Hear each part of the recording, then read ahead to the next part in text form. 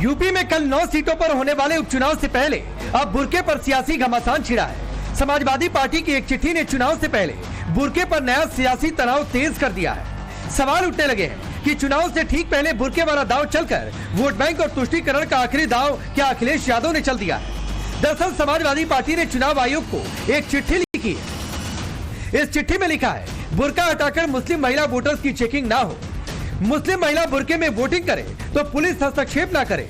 लोकसभा चुनाव में मुस्लिम महिलाओं को भयभीत किया गया, पुलिस के नकाब उठाने के दौरान उन्हें भयभीत किया गया।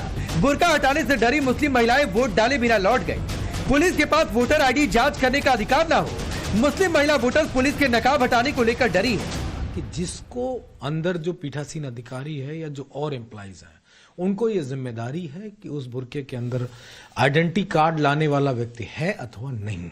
ये बात पीठासीन अधिकारी और उसके स्टाफ जो 7 चुनाव कर्मी होते उनकी जिम्मेदारी, ना कि दरोगा की पुलिस की जिम्मेदारी। दरोगा पुलिस की तो इतनी हैसियत नहीं कि उनके किसी बयान का कोर्ट में कहीं संज्ञान नहीं लिया जाता है, उसकी कोई मान्यता नहीं है। तो वो एक भय, डर, खौफ पैदा करने के लिए वोटर्स में इस तरह की बात की जाती है। मैं कहता हूं किसी टीकाधारी, किसी भगवाधारी का ऐसे ही आइडेंटिटी कार्ड पुलिस चेक करते हुए वीडियो कभी आता है क्या? अगर आए तो मुझे बता दीजिएगा, तो मैं समझूंगा कि पुलिस अपना काम बेहतर तरीके से कर रही। लेकिन चुनाव आयोग के रूलों को पुलिस बिल्कुल ओवर रूल नहीं कर सकती, ये समाजवादी पार्टी की मांग है।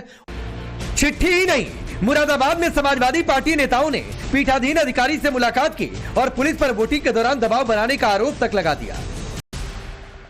हमने ये मांग की है कि जिस प्रकार यहाँ पर पुलिस प्रशासन का दबाव रहा है, वो वोटिंग वाले दिन उनके साथ में परेशानी नहीं होनी चाहिए, उनके साथ किसी प्रकार का उत्पीड़न नहीं होना चाहिए।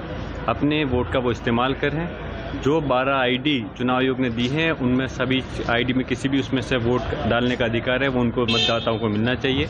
और इसके अलावा किसी प्रकार लाठीचार्ज करके लोगों को परेशान नहीं करें। बल्कि समाजवादी पार्टी बुर्का हटाकर मुस्लिम महिलाओं की चेकिंग नहीं करने की बात कर रही है, लेकिन कांग्रेस तो पुलिस पर और भी गंभीर आरोप लगाने लग गए।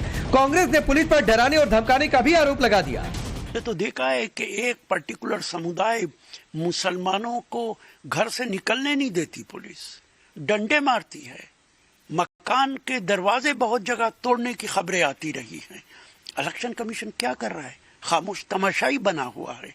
इस चुनाव में भी मेरी खबरें हैं, आईडी और आधार कार्ड पुलिस और प्रशासन घरों से निकलवा के कलेक्ट कर रहा है कि चुनाव के बाद आपको दे दिया जाएगा, ताकि वो वोट ही डालने ना जाए।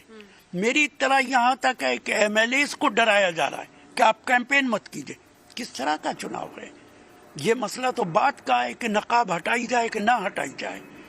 ये तो कोई चुनाव ही नहीं है उत्तर प्रदेश के अंदर। समाजवादी पार्टी के लोग चुनाव लड़ रहे हैं। मेरा मशवरा है कि चुनाव से पहले इलेक्शन कमीशन के सामने उन्हें धरना देना चाहिए। समाजवादी पार्टी के बुर्के वाले दाव पर बीजेपी ने करारा पलटवार किया। बीजेपी आरोप लगा रही है कि अब तक मुस्लिम तुष्टीकरण की बात करते थे और अब फर्जी वोट डलवाने के लिए समाजवादी पार्टी बुर्के वाला राग अलाप रही। अब वो मनसा समझ सकते हैं सीधी सीधी क्या है। अब तक केवल मुस्लिम तुष्टीकरण की राजनीति ही करते थे, लेकिन अब तो पता चलता है कि वो फर्जीफिकेशन वोट का कैसे हो, इस पर भी आ गए हैं। माने बुर्का न देखा जाए, चेहरा न देखा जाए, उसकी आड़ में कोई कितना ही फर्जी वोटिंग करेगा। ये मुझे लगता है कि चुनाव आयोग निश्चित रूप से संज्ञान लेगा और किसी भी कीमत पर फर्जी वोटिंग नहीं होने दी जाएगी। निर्वाचन आयोग को जो नियम कानून है, हम सब उसके तहत ही चुनाव प्रक्रिया में भागीदार बनते हैं और किसी को भी हक नहीं है संवैधानिक संस्थाओं पर प्रश्नवाचक चिन्ह लगाने का। हम सब नियम कानून का पालन करेंगे। मैं इलेक्शन में जुड़े हुए सारे अधिकारियों से कहूंगा, झारखंड हो या महाराष्ट्र हो, और एनडीए के कार्यकर्ताओं से कहूंगा जो पोलिंग एजेंट होते हैं, धर्म के नाम पर वोट जिहाद ना करें। बुर्का पहन करके, बुर्का खुलवा करके देखें। अगर बुर्का खोलने का कोई विरोध करे तो उसका डट के विरोध करे, क्योंकि कानूनन ये सही है कि बुर्का उठा करके उनका चेहरा देखें। समाजवादी पार्टी बुर्के को लेकर सियासत कर रही है, लेकिन चुनाव आयोग का वोटिंग के दौरान महिलाओं की पहचान को लेकर क्या कहना है वो भी आपको सुनना चाहिए। This has conduct of election rules Section 35, Rule 35 specifically mentions about the identification of electors, and also 34 mentions about facilities for women electors. Exactly इन दो प्रोविजंस के तहत आइडेंटिफिकेशन का कार्य जो कि रूल्स में प्रोवाइडेड है उसी हिसाब से किया जाएगा, but with full regard and respect to the cultural aspects of the entire issue which are prevalent in many states. इतना ही नहीं, चुनाव से ठीक पहले अखिलेश ने पुलिस का सायरन बजाते हुए एक विजुअल सोशल मीडिया पर पोस्ट किया। उस पोस्ट में अखिलेश ने लिखा, ये मणिपुर नहीं, ये उत्तर प्रदेश के सीसामऊ विधानसभा क्षेत्र के उपचुनाव से आई तस्वीरें हैं। सवाल यह है कि क्या उत्तर प्रदेश सरकार की नाकामी की वजह से जनता में अब इतना विश्वास नहीं रह गया कि वो बेखौफ वोट डालने बाहर निकल सके। इसीलिए इस तथाकथित विश्वास को उपजाने के लिए ये कवायद की जा रही है। जनता सब समझती है कि ये क्यों किया जा रहा। लोकतंत्र दलबल से नहीं जनबल से चलता है और हमेशा चलता रहेगा। किसी से न डरें, जमकर वोट करें। अब सवाल है कि क्या इस तरह का पोस्ट करना अखिलेश यादव की बौखलाहट है? क्या अखिलेश यादव को उपचुनाव में हार का डर सताने लगा है? सवाल ये भी है, क्या उपचुनाव की लड़ाई बुरके पर आ गई है? और सबसे बड़ा सवाल, क्या बुरके वाला दांव अखिलेश यादव को जीत दिला पाएगा? Bureau report, times town of Bharat. Party के बुरके वाले दांव पर बीजेपी ने करारा पलटवार किया। बीजेपी आरोप लगा रही है कि अब तक मुस्लिम तुष्टीकरण की बात करते थे और अब फर्जी वोट डलवाने के लिए समाजवादी पार्टी बुरके वाला राग अलाप रहे। अब वो मनसा समझ सकते हैं सीधी सीधी क्या है। अब तक केवल मुस्लिम तुष्टीकरण की राजनीति ही करते थे, लेकिन अब तो पता चलता है कि वो फर्जीफिकेशन वोट का कैसे हो, इस पर भी आ गए हैं। माने बुर्का न देखा जाए, चेहरा न देखा जाए, उसकी आड़ में कोई कितना ही फर्जी वोटिंग करेगा। ये मुझे लगता है कि चुनाव आयोग निश्चित रूप से संज्ञान लेगा और किसी भी कीमत पर फर्जी वोटिंग नहीं होने दी जाएगी। निर्वाचन आयोग को जो नियम कानून है, हम सब उसके तहत ही चुनाव प्रक्रिया में भागीदार बनते हैं और किसी को भी हक नहीं है संवैधानिक संस्थाओं पर प्रश्नवाचक चिन्ह लगाने का। हम सब नियम कानून का पालन करेंगे। मैं इलेक्शन में जुड़े हुए सारे अधिकारियों से कहूंगा, झारखंड हो या महाराष्ट्र हो, और एनडीए के कार्यकर्ताओं से कहूंगा जो पोलिंग एजेंट होते हैं, धर्म के नाम पर वोट जिहाद ना करें। बुर्का पहन करके, बुर्का खुलवा करके देखें।